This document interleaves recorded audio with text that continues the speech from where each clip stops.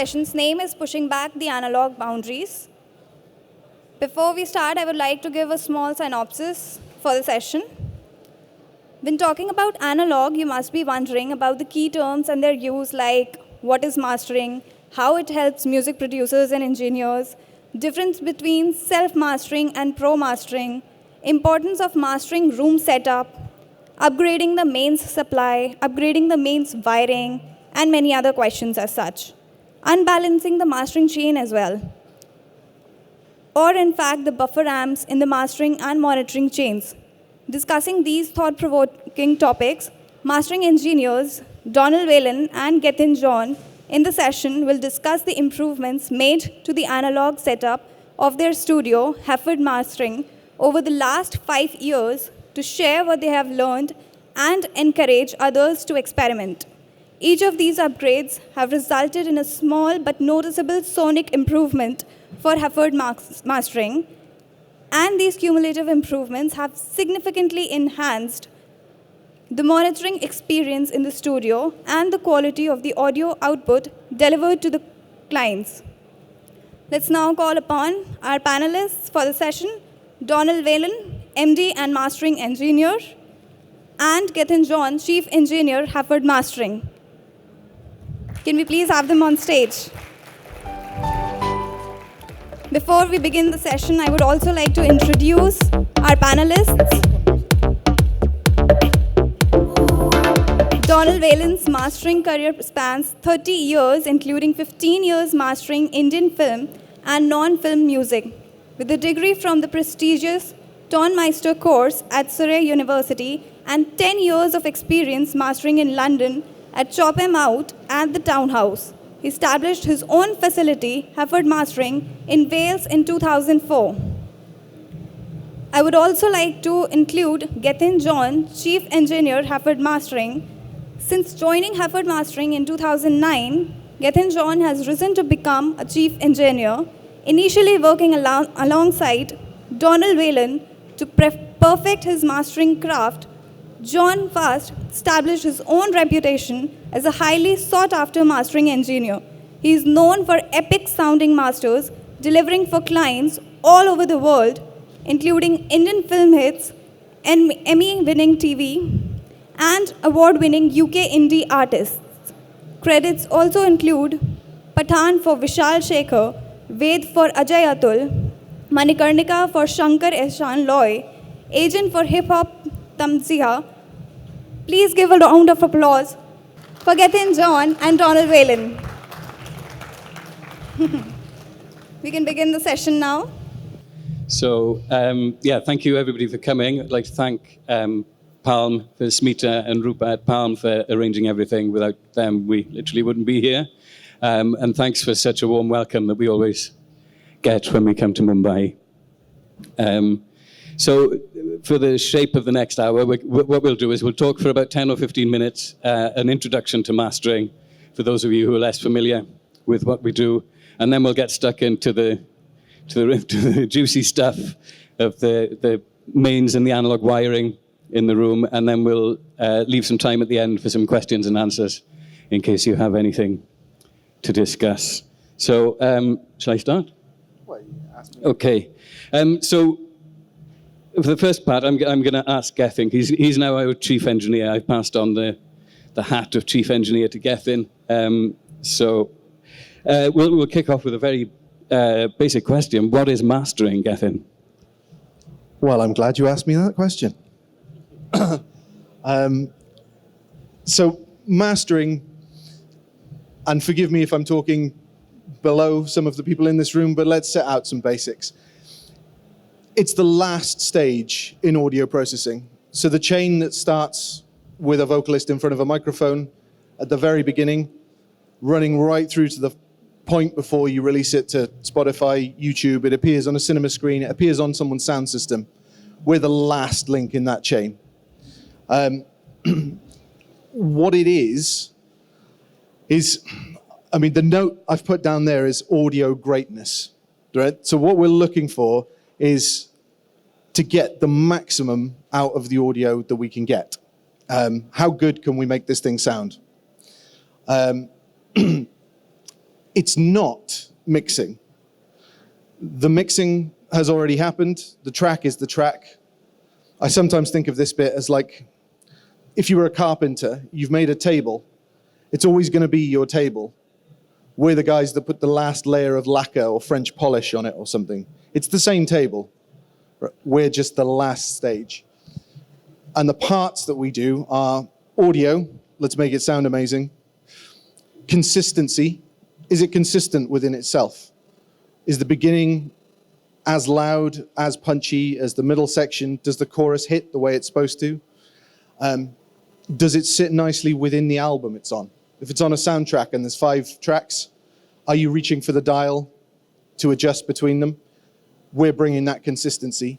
And then there's a wider a wider consistency, which is, does it sit alongside everything in its genre? Does it sit alongside all recorded music on that platform? Does it meet the technical standards required? What is it in terms of its loudness, its tone? Is it going to sound good for the audience that it's sat in front of? Those things are addressed all the way through the recording mixing chain, but we're the last set of ears on it. So that's what mastering is. Anything I've missed out there that you? No, that's good. You've got it covered. Nice. So I'm gonna turn it around slightly and look at us from your guys' point of view. How does what we do help music producers and engineers? How do we help you guys in achieving what you're trying to achieve? Basically, we've got your back. So I'm assuming that a good chunk of the people in the room are mix engineers, recording engineers, professionals in the field. We've got your back. We're your last line. We're experienced ears.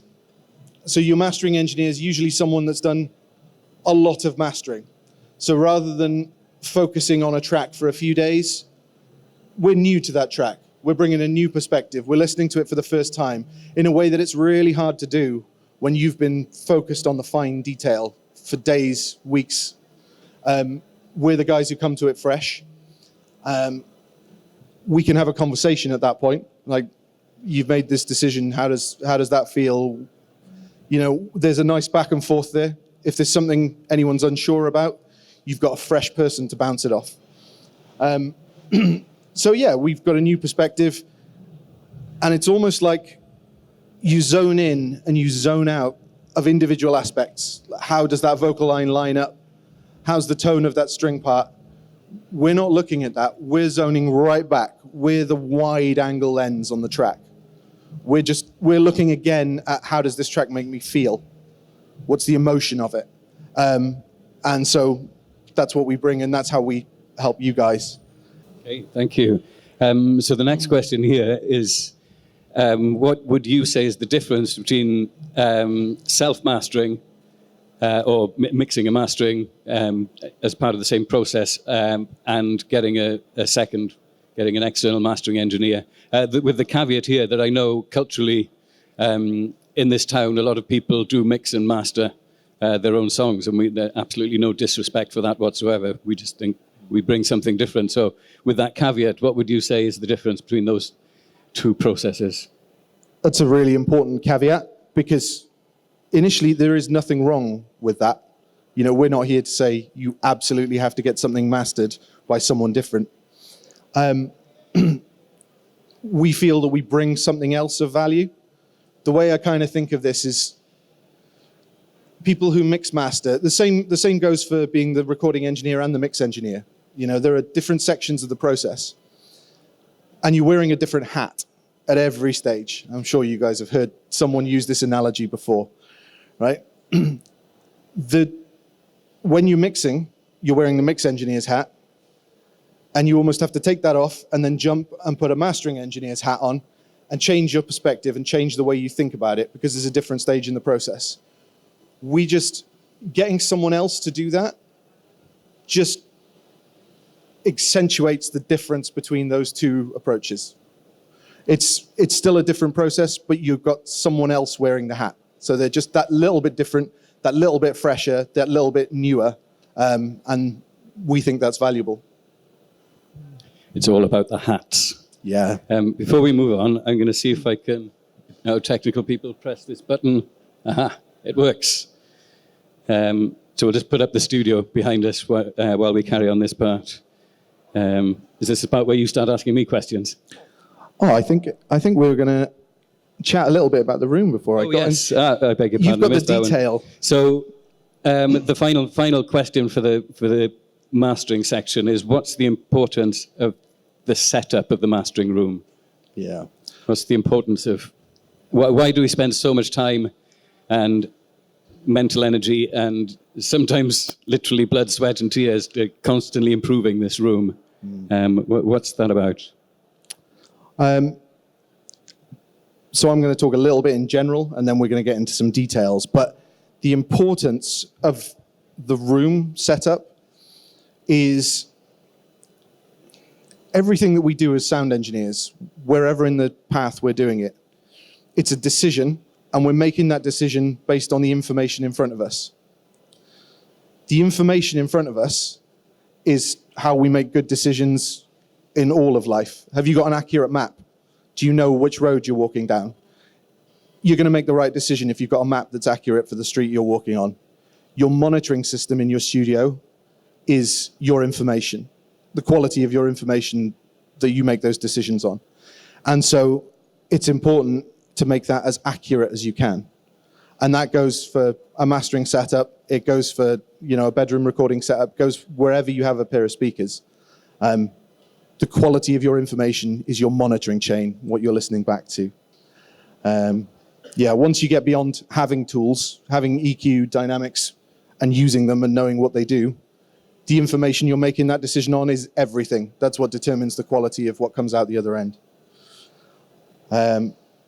As part of that, and as Donal's going to go on to talk about, each piece of gear, not just the gear, each piece of software, how it's powered, how it's connected to the next piece of gear in the chain, how it's earthed, every single thing around that piece of gear is important.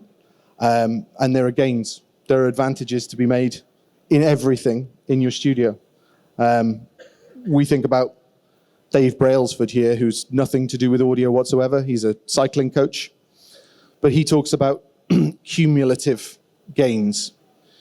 If you can find a way to make a bike a millisecond faster, you do it. If you can find another component that makes your cyclist, fitter or faster, you do it. And when you add all of those tiny differences together, your end product is just so much better. We think of audio in that way. If you can make tiny changes, each of which is an improvement, by the time you get to the end of the path, you've got a world of difference. So, having described that in an abstract and very fluffy way, I'm going to ask Donal to talk us through some of the improvements that have been made in our studio. Okay, thank you. So over to me for more technical details. So the first place we started in the improvements was looking at the mains supply.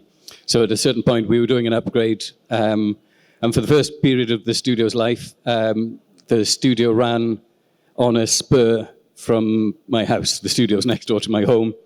And the electricity supply would go to the home, go to the consumer unit, and then come back up to the studio on a mains cable. And the technical guys measured that and kind of tutted and shook their heads and said, this mains is not good enough to drive the studio to do what you want it to do. So we called the electricity company and asked them. It so happened that there was a supply pole with a transformer directly outside the studio. So the electricity company came in and they put in a separate supply off that transformer. If in the picture, it's the black wire towards the bar, directly behind me, the black wire there. So that cable goes in and it only supplies the audio equipment in the studio. So everything else in the studio, the lights, the computers, the office, that's all still running off the spur from the house because that doesn't matter. And then that black cable at the bottom, it runs into the studio and just runs the audio gear, and it's super low impedance. And you can see from the picture, it's directly off the mains. There's nothing else there. So that's a really good start. And the principle we're running on is to have the low impedance, is to get it is for the really fast response. So when any piece of audio gear asks for electricity to do its job, the electricity is there immediately. And so that piece of equipment can work better. So the next part that we improved on, that's a mains balancing transformer. So the mains comes in one side of that, and that's an 8 kVA transformer, which is several orders of magnitude higher than the current we need to draw through it, but with the idea that the headroom is way, way, way above anything that we ever ask it. So the availability is there straight away. So on the other side of that transformer, it feeds into the room and feeds all the audio gear. So this smooths off any bumps, it takes out any interference, it softens any spikes. So the mains electricity that's available to the equipment, it's clean, it's smooth, and fast. So a slight digression. So obviously we're sharing this so that to encourage you guys to experiment, because we believe all of these things can improve the quality of our musical output as a community. I understand, like, one problem we don't have in Wales is, like, 50 hertz is always 50 hertz. And I'm led to believe that sometimes here in the city, the audio, the frequency of the mains is not as reliable. So your solution to the mains coming in is going to be different to ours, because you would, I imagine, if you want to have a super steady mains, you'd need some kind of device to rebuild that frequency. So all I would say is, if you spec that device, make sure it's got a lot of throughput, that the availability of watts on the other side is as high as you can possibly make it. So it's a slight digression there. And the next step we did on the upgrade is we upgraded the wiring, the mains wiring. So from the transformer into the room and into all the sockets that drives all the gears. So on the picture behind me, you can see that silver braided cable coming into a distribution box. So that's something called SY cable, and it's high-end mains cable. And there's the general principle is very well screened for earth, and there's basically lots of metal. They're just big cables, because you want there to be as little, as I mentioned before, little resistance or impedance to the mains electricity driving the gear.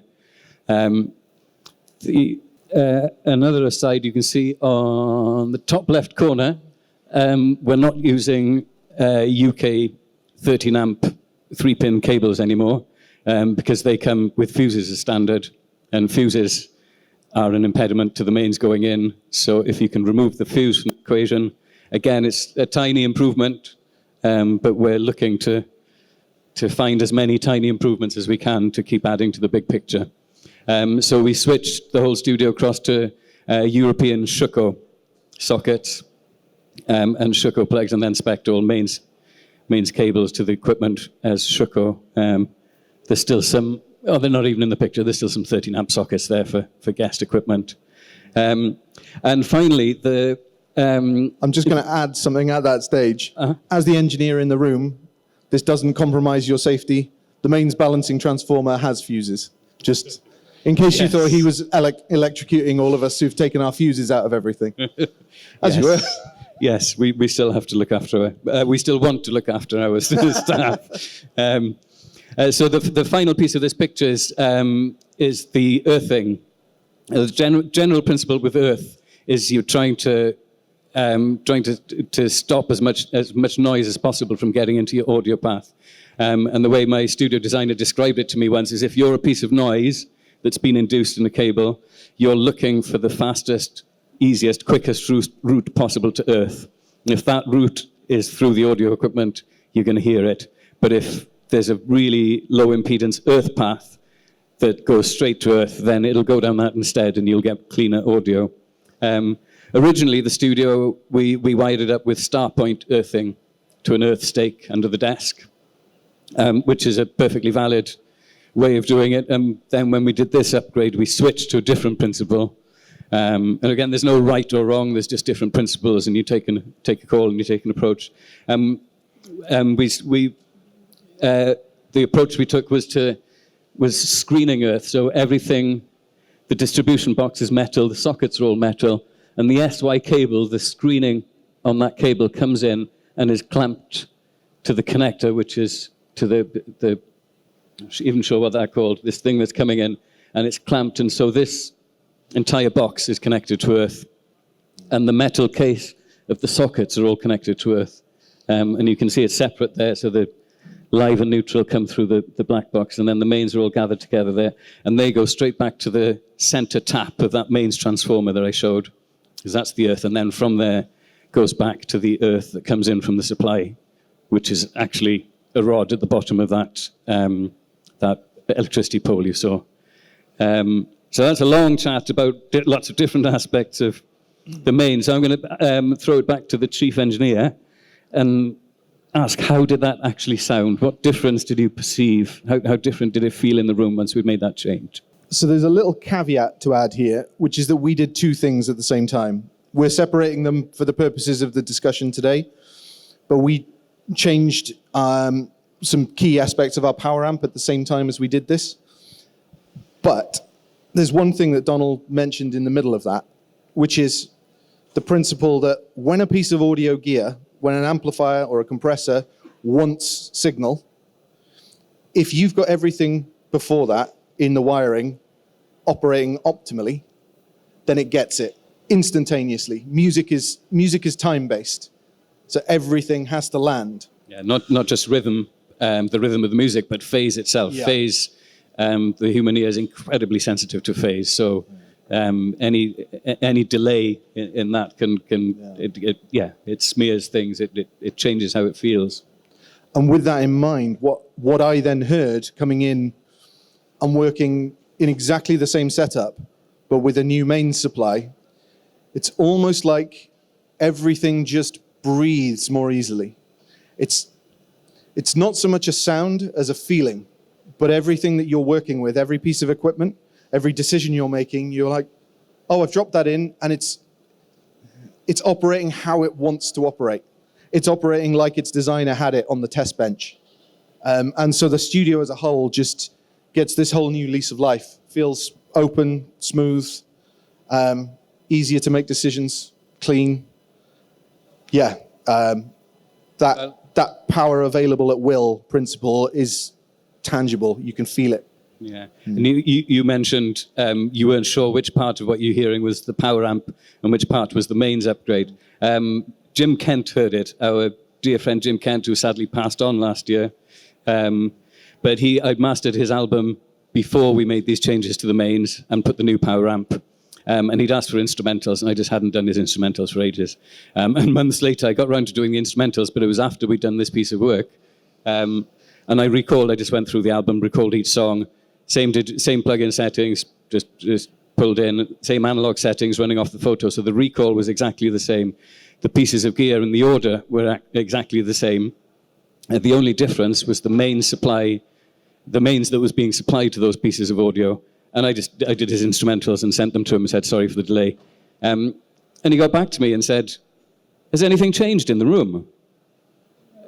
Because these sound better than my album did. So what have you changed? And I got back to him and I said, there's none of the equipment, nothing's changed in the chain. I did everything exactly the same, but the main supply driving those bits of equipment has changed. So Jim Kent could hear it. Which is, and bless him. But yeah, it's a very neat A/B that. You've got someone who had no idea that any changes were being made, listening to some true A/Bs, just separated in time and only separated by the main supply, going, something's changed. And he's more of a musician than a sound engineer as well, so it's just listening musically. So we just both mentioned the power amp as we passed through. We've jumped ahead. Don't think I pressed the button. I must have done. Okay. That's the next slide. That looks nice. So We've both mentioned the power amp that was changed at the same time, or improved at the same time. Tell us about it. How did we come to have this power amp? And tell me all about it. Okay, so our studio designer, Murray Harris, I used to work with him in London. He now lives in New Zealand. So we do this stuff from 13,000 miles apart. He's always been obsessed with BGW 750 amp and IMF speakers, which are off the photo, but the speakers in the studios, 1970s transmission line studios. And he's always been convinced that between those two, you can achieve immaculate sonic excellence. And we'd installed the IMFs, and we'd installed a BGW 750F, which he had made a few modifications to. And he then went back to New Zealand, and he spent several years, firstly modifying the BGW, but then eventually he built a whole new, he took the BGW amplifier cards, and he built a whole new power supply control systems, cooling systems around it, so that he could get those cards from the 1970s or 80s running as optimally as possible. The reason he loved it, the story of the amp, I don't know which film studio, but in the 70s, an American film studio had a film coming out called Earthquake, and they auditioned. They asked a lot of amp manufacturers to bring their amps to the studio, and they auditioned them to see which one would better convey the sound of an earthquake in a film for dramatic effect. And the BGW 750 won that competition, and they installed them in all their theaters across America. And that was its first jump up. And then they got installed in the big disco clubs in New York in the 1970s. So all those famous scenes from then, they were all driven by BGW amps. So yeah, Murray's modification. So this bottom unit is just a transformer, similar, I think, same manufacturer as the transformer that drives the studio. So that's the power supply. And then in that box are the BGW cards with fans and cooling and control systems. And we have serial number 001. I think he only made 6 of them, but we've got the first one, and it's a beautiful thing. I mean, I know how I feel about it in the room. How did you feel it sounded in the room, Gethin? With the same speakers, and in fact, replacing a BGW 750. Yeah, some of the same circuitry in the amp, just massively upgraded. In terms of feel, it was smoother. It had more grunt. That's not a technical term, but you crank it and it just gives it to you. It's similar to that principle that we were talking about with the mains earlier. That felt like it had happened inside the amplifier as well. So you crank it and it just gives you everything it's got straight away. Those low frequency transients that require a lot of energy to stay completely in phase and be delivered all the way from 20 hertz right up to 20 kilohertz, completely in phase, no smearing, get that cone moving.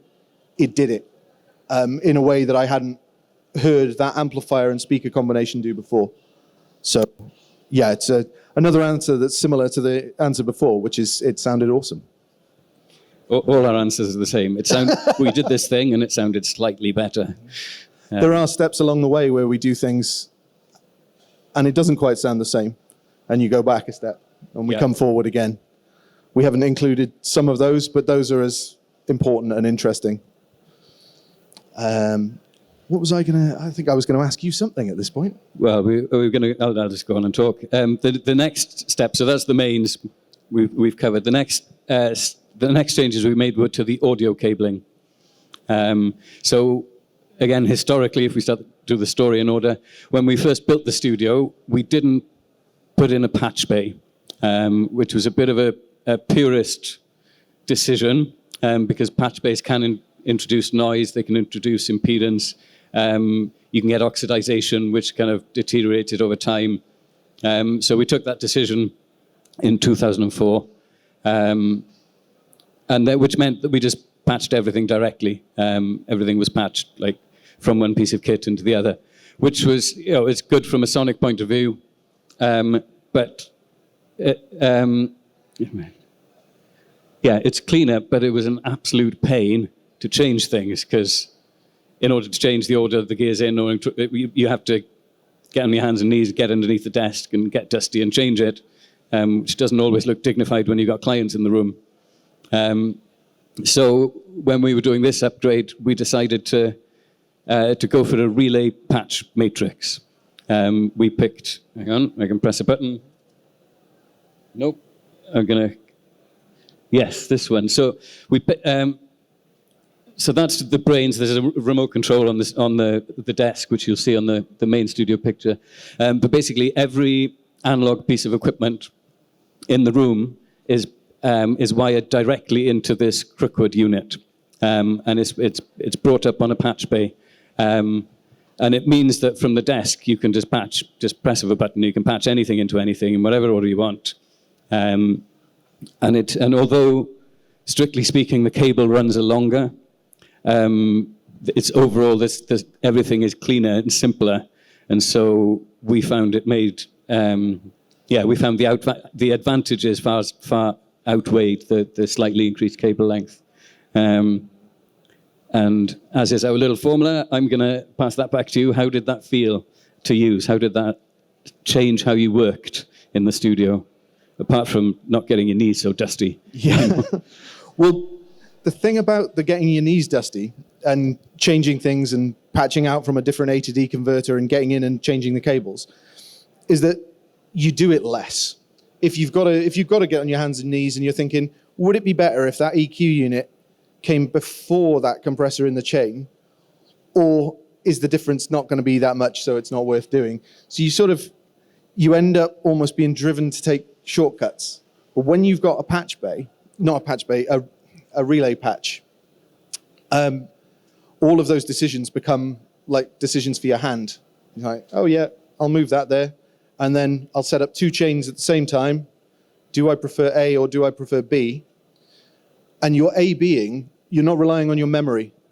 So we all know the experience of listening to something, a week later coming back and going, oh, if I do this differently, does it sound as good or not as good as the thing I heard a week ago? That's a really difficult thing for the human brain to do. Yeah, even 2 minutes later, yeah, that time has passed and your brain has reset a little bit. Totally. And so if you can make that an instantaneous process, where you're like, okay, this is option A, this is option B, I'm making better decisions, I'm doing it faster, and I'm doing it based on better information because it's available to me. So it just makes you more creative. You're willing to try things that you maybe wouldn't have bothered trying. So it's more fun, and you get more. This honestly didn't notice anything to do with the cabling being longer. Okay. Yeah.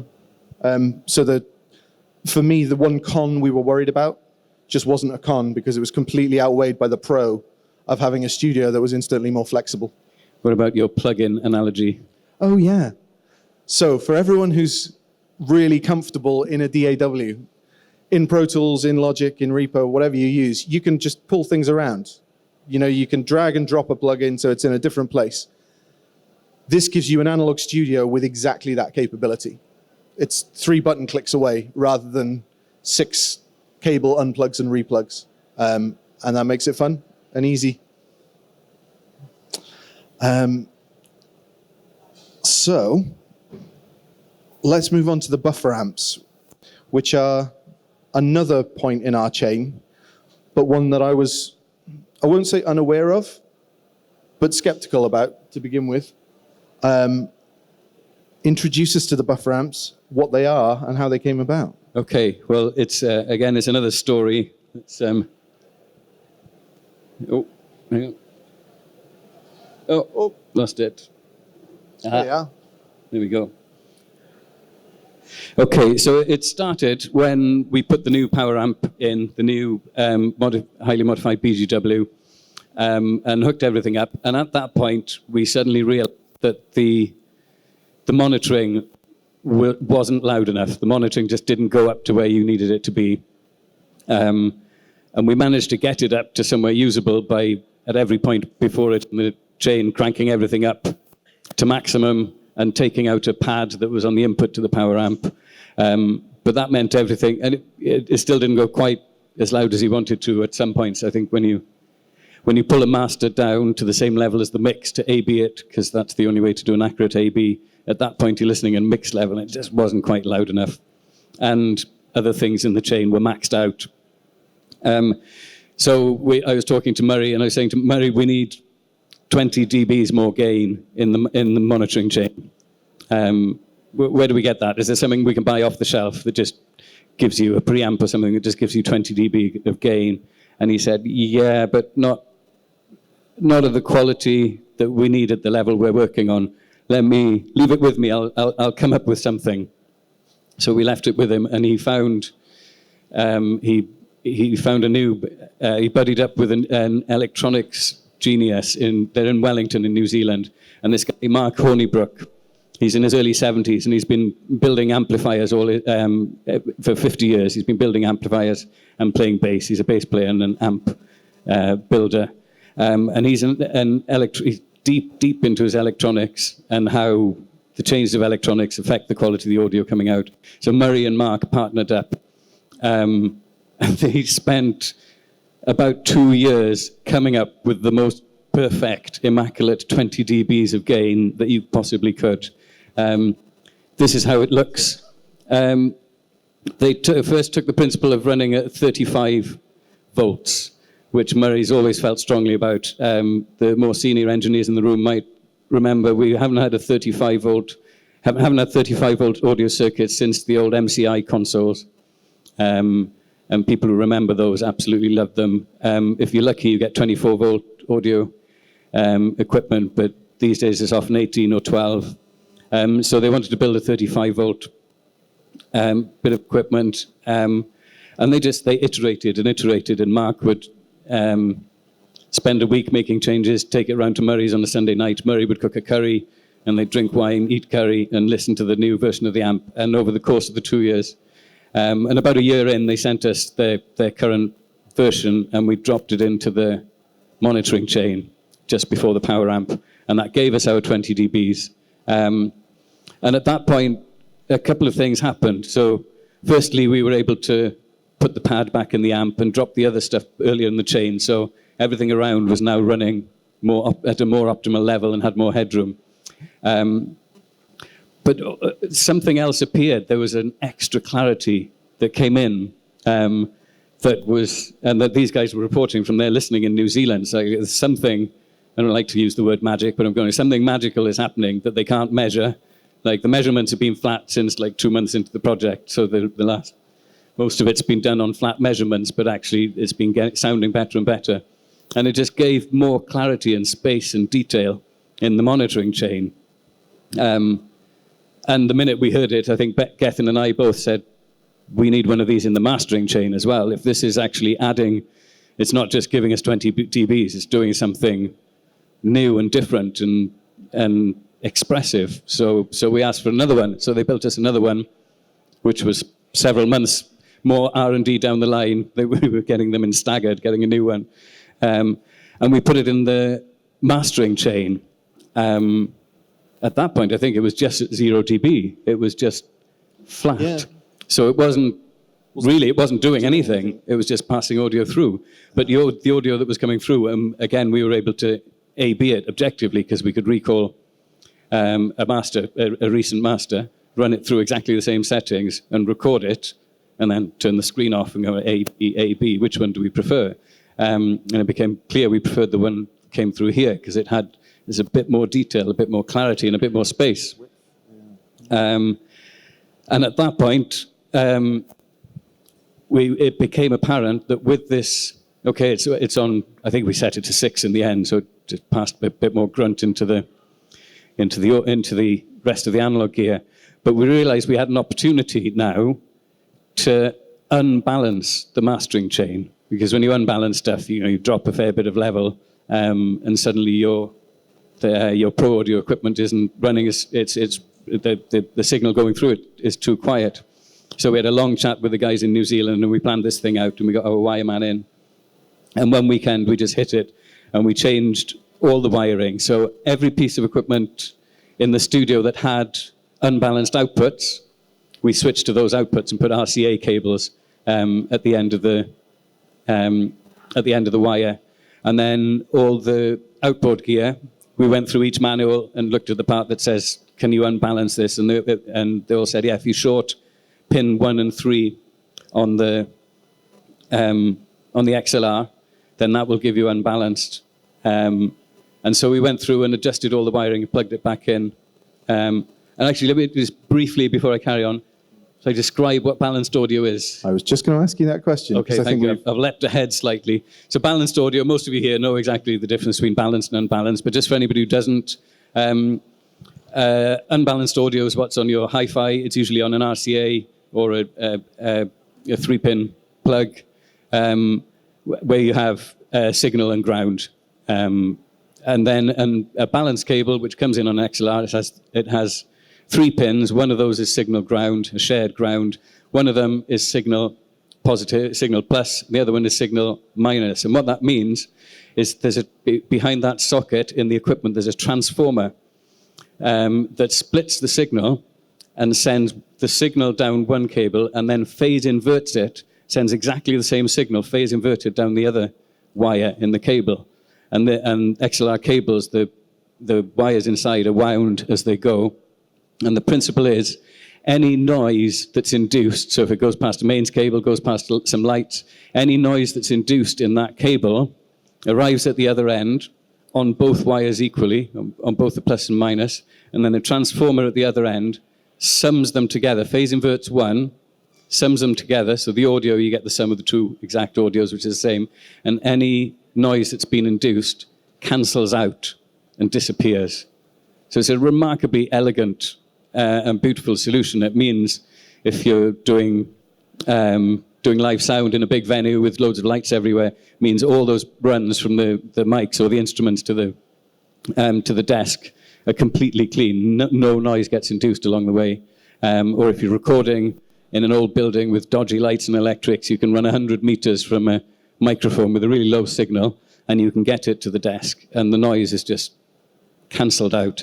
Again, as close as you get to magic. And it's a fantastic system, balanced audio. That's why all pro audio equipment has balanced in and outs, more often so than unbalanced. But when you get to a very controlled environment, like our room, where all the screening of the mains is done very carefully, there's very little noise in there, and the runs are really short, you're actually getting to the point where the problem balancing audio sets out to solve isn't there. And so actually by making this change and doing all that, we in a set of, like, say, six connections between different pieces of equipment, you've bypassed 12 small transformers.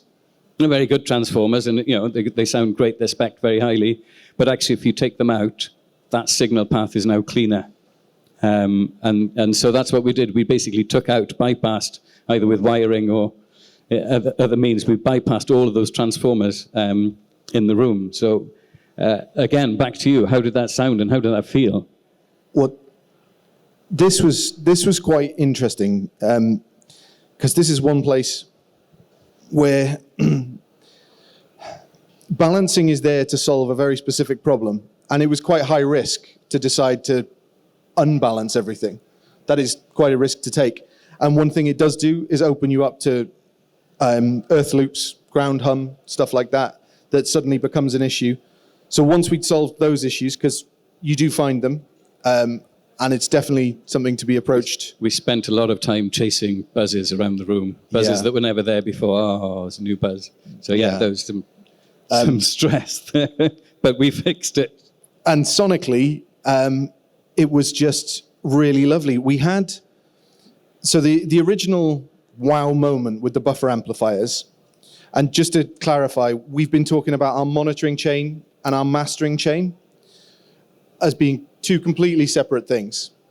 The one we placed in the monitoring chain just suddenly opened up the stereo image, made things feel clearer, crisper, but not in an artificial colored way. And the one that we put in the mix chain, in the mastering chain, was affecting our mastered audio, but doing no volume change. At the point that we unbalanced the signal, that one then started doing our missing 14 dB. Yeah, we cranked it right up at that point. Yeah. To make up for the level drop of the unbalanced audio. And introduce some of that clarity. And then the unbalancing just, I don't know, just made everything flow. Yeah, sounded lovely. Yeah, to me it sounded more open. It's like it became clearer and more open. There was more space. It all kind of opened up and settled, if that's not a contradiction. No, definitely that. And somehow smoother as well as clearer. And these are all terms that you'll associate with EQ, but they're not equalization changes. There's no EQ going on.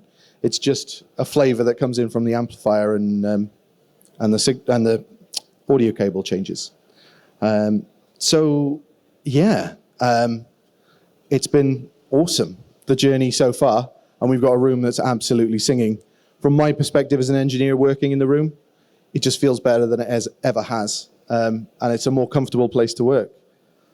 I'm going to ask Donal a little about the future, and then we'll maybe open up to the floor after that for some questions. What have we got planned in the studio for the future? Okay, so the next steps after all those changes, currently the room's all wired up in Van Damme blue cable, which is very good quality audio cable. But there are specialist cables and there are specialist audio connection plugs that we can experiment with. So now with the setup as it is and the room sounding as sweet as it does, we can there's a patch from the D2A converter into the buffer amp at the beginning of the chain that we can experiment. We can try different cables. We can buy different cables, buy specialist plugs, make up some cables, put them in, run them in, and then we can record the output and we can A/B the output and we can check. So we're going to run some experiments over the next few months and try lots of different cables, try different plugs until we find the combination that really does it for us. Yeah, this one is the best. And then we'll rewire the audio side of the studio in that cable and with those plugs. So there's another big experiment to go yet. And we can do that with objective blind A/B testing. We can run two versions, turn the screen off. Okay, which do we prefer, A or B? So we'll be able to objectively choose that and move on. And yeah, to sum it up, all of this, so we've done, that's been the process, but we're bringing it here and presenting it to you just to encourage you all to experiment, because there are gains to be made, and perhaps when you get paid for your next project and you've got some spare cash and you're considering whether to buy the next plugin or the next piece of outboard gear, consider looking behind the equipment, consider looking at the cables, consider the main supply. You might find that investment might give you better returns in the invisible side of things rather than the next piece of equipment.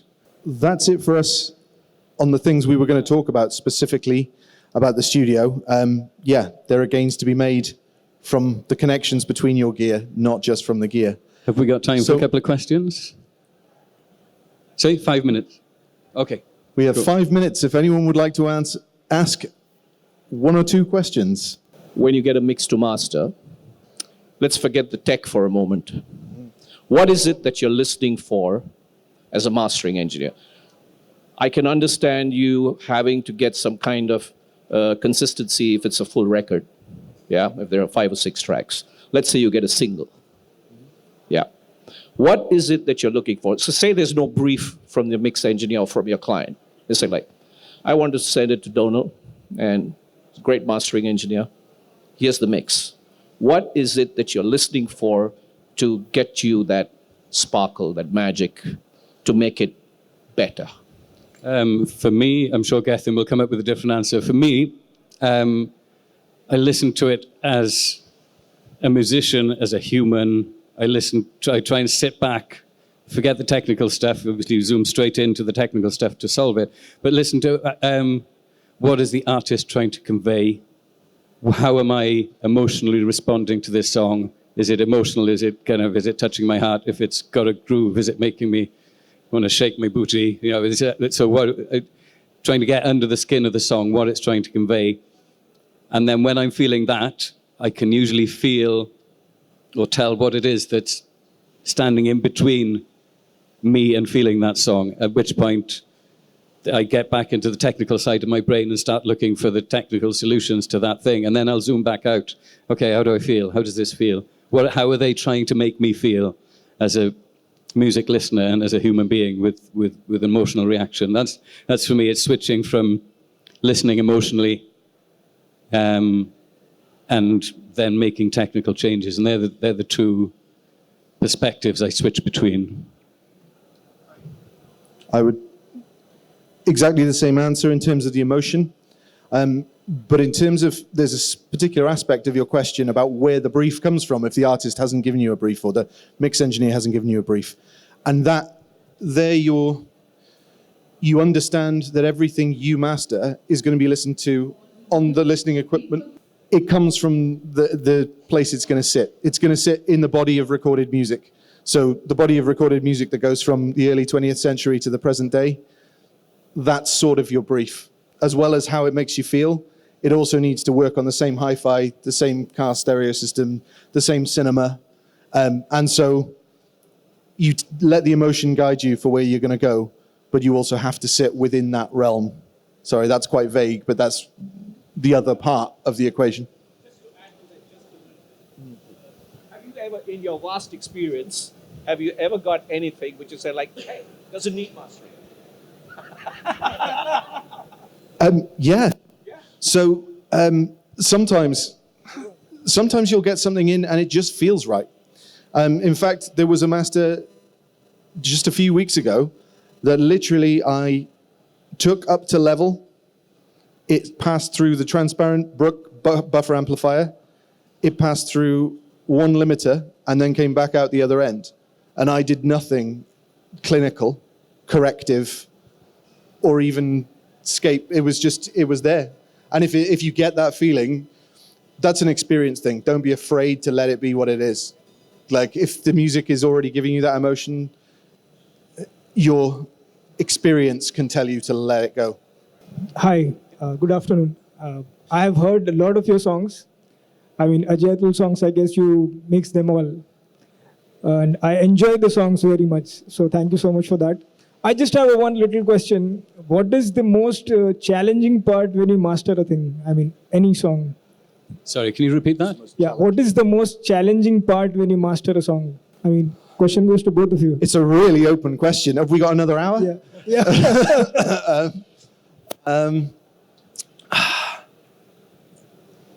Sometimes it's if you don't understand what the artist is trying to say. Because the technical stuff, you can dig in, you can find improvements, you can find places to work on something if you so wish. But if you can't feel what the mix engineer is trying to convey to you and what the artist is trying to convey to you, that's difficult, because then that's when you feel a bit like you're flying blind. That would be my answer to that question. That's the most difficult challenge. Yeah, when the communication isn't as good, or when the mix is a long way from where the master needs to be, where they send you, and there's a long discussion to be had around that as well. But yeah, when your instinct is taking you in one direction, but the client is asking you to go in quite a different direction, that's for me is the most challenging master.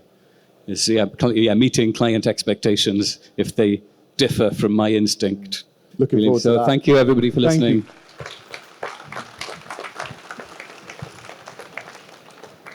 I would like you guys to be on stage to get the small token of appreciation.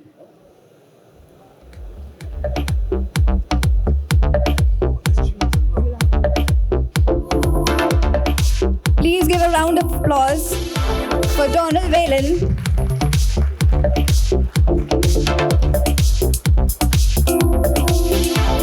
And Mr. Gethin John. Thank you, sir, for making this show.